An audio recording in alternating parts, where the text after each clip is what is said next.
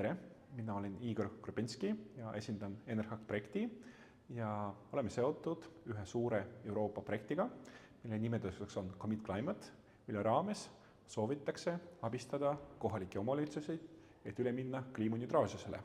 Ja meie Enerhacki roll seisneb selles, et me hakkame nii kohalikke omavalitsusi kui ka muid projekti osapooli koolitama, kuidas seda kasutada ja kuidas ellu viia.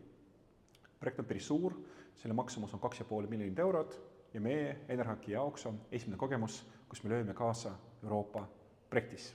Ja täna me oleme Tallinnas, kuhu on kogunenud kõik projekti partnerid ja käime läbi, kuhu me oleme jõudnud ja millal hakkame seda projekti tulemusi kasutama. Projekt kestab 3 aastat ja järgmise ehk 2025 aasta lõpuks peaks asi olema valmis ja kohalikud omavalitsused saavad siis hakata kliimaneutraalsuse plaani ellu viima meie abiga.